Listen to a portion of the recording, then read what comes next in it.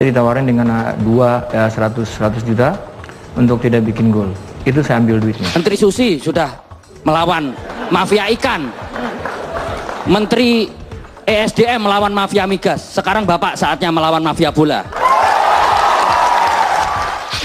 Sepak bola itu bukan milik masyarakat, milik FIFA yang dimainkan masyarakat di seluruh dunia. Saya mau tanya ke Menpora, sepak bola milik siapa Pak Menteri? Milik bangsa Indonesia. Selamat malam, selamat datang di Mata Najwa. Saya Najwa Shihab, tuan rumah Mata Najwa. Gajah memang bisa main sepak bola, tapi kita harusnya lebih baik dari mereka. Jika lebih buruk dari gajah dalam sepak bola, jelas ada yang kacau dari cara mengurusnya. Apalagi ini bukan kasus yang pertama. Isu suap dan pengaturan skor sudah jadi cerita lama.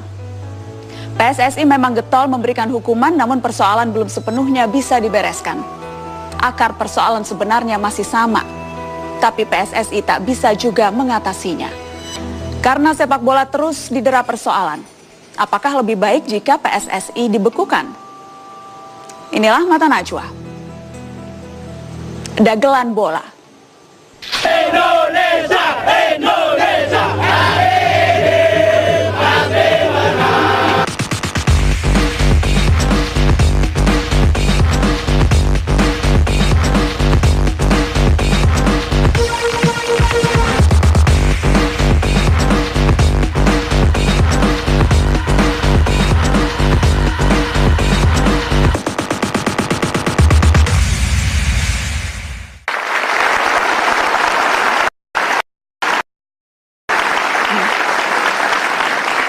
Pemirsa, sepak bola gajah, pengaturan skor, suap, dan mafia sepak bola bukan hal baru di Indonesia.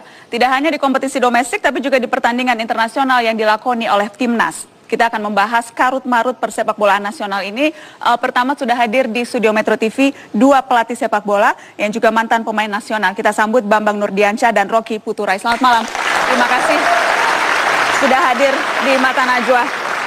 Sebelum saya bertanya pengalaman Anda berdua, baik sebagai pelatih sekarang maupun dulu sebagai pemain, kita akan lihat bersama cuplikan apa yang terjadi pada pertandingan PSS Sleman dan PSIS Semarang pada hari Minggu 26 Oktober 2014, di mana terjadi 5 gol bunuh diri.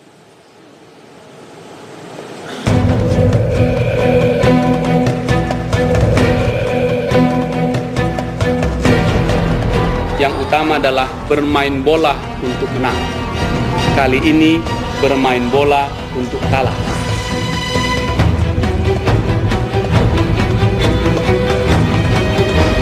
Kalau memang melakukan, memang ya seperti yang dituduhkan melakukan, ya kenapa nggak dihukum mati aja sekalian lah.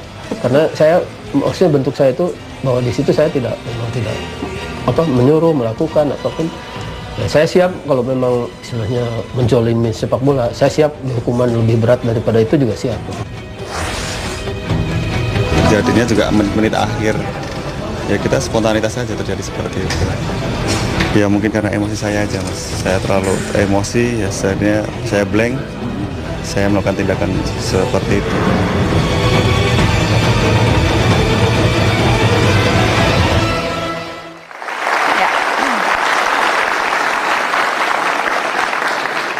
Itu yang terjadi belum lama ini dan banyak membuat orang mengernyitkan dahi, mengerutkan dada, dan menyesalkan.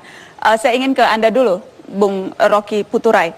Apa yang Anda lihat terjadi pada duel kemarin? Anda terkejut atau itu sudah biasa sejak dulu memang sering terjadi seperti itu? Ya kalau terkejut sih sudah enggak lagi. Memang itu sepak bola Indonesia. Itu sepak bola Indonesia? Karena memang sebelum saya jadi pemain, dari saya sampai saya jadi pemain, itu selalu ada, karena saya sendiri pernah ngalamin. Apa yang Anda alami? Saya pernah didatangin narasumber untuk, saya masih di RC itu pertandingan RC itu lawan Barito Putra. Saya ditawarin, itu pertandingan pertama saya tidak tertarik lah. Anda ditawari apa, Bung? Duit. Berapa banyak? Untuk tidak bikin gol. 50 juta waktu itu satu. 50 juta? Ya. Yang menawarkan Anda itu siapa? Saya lupa nama lengkapnya, tapi namanya itu Andi. Posisinya sebagai apa? Dia di tim lawan atau dia bandar atau apanya? Saya nggak tahu posisinya. Cuman dia pernah mantan pemain juga, mantan pemain Barito Putra. Jadi Anda ditawari 50 juta untuk apa? Untuk tidak bikin gol. tidak bikin gol. Apa yang terjadi ketika itu? Anda tetap bikin gol? Enggak, saya untuk pertama itu saya tidak tertarik karena saya enggak. Pertandingan kedua lagi waktu saya main di... Tapi kalau Anda ditawari berarti teman-teman Anda yang lain juga kemungkinan ditawari dong? Pastinya. Ada yang mengambil? Saya nggak tahu. Tapi yang menang ketika itu siapa? Arseto. Arseto yang menang. Ya. Dan kedua saya ditawari pada saat saya bermain di Persija Timur itu dengan lawan PSM Ujung Pandang. Itu PSM Ujung Pandang harus lolos ke putaran kedua di Padang. Saya ditawarin dengan 100 juta untuk tidak bikin gol. Itu saya ambil duitnya. Anda ambil uang ya? Saya ambil duitnya, terus saya lapor ke waktu itu manajer saya Bang Zen. Saya langsung telepon, saya bilang, Bang, ini ada orang dengan orang yang sama, namanya Andi, nawarin saya duit, tidak boleh bikin gol. Saya ambil duit ini karena PSM belum bayar gaji saya 2 bulan. Kalau saya nggak bikin gol, abang boleh sanksi saya. Tapi saya bikin gol, akhirnya PSM nggak lolos ke 8 besar, saya bikin 2 gol. Hanya 2 insiden itu yang terjadi atau ada pengalaman lain? Selama saya bermain waktu itu, saya bermain di Timnas SEA Games 97 di Jakarta. Itu kita sudah lolos grup. Pertandingan terakhir kita lawan Filipina. Itu kita menang 3-0 dalam ruangan ganti, semua pemain dimarah sama manajer.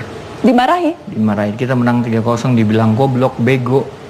Pertandingan tahun 97? 97. Lawan itu, Filipina? Iya, lawan Filipina pertandingan ketiga. SEA Games di Jakarta? SEA Games di Jakarta. Bisa dicari tahu nanti itu gampang. Silakan. SEA Games di Jakarta tahun 97. Waktu itu kalau nggak salah pelatihnya Hank Willem. Kenapa waktu itu Anda dimarahi padahal sudah menang 3-0? Ya nanya sama yang marah aja, Mbak. Anda tidak bertanya-tanya, kenapa kita dimarahi? Sudah berjuang, berkeringat, berdarah-darah. Ya, Pasti tahu dong, Bang. Kita buka-bukaan malam ini, ada Menpora, ada PSSI, kita buka-bukaan malam ini.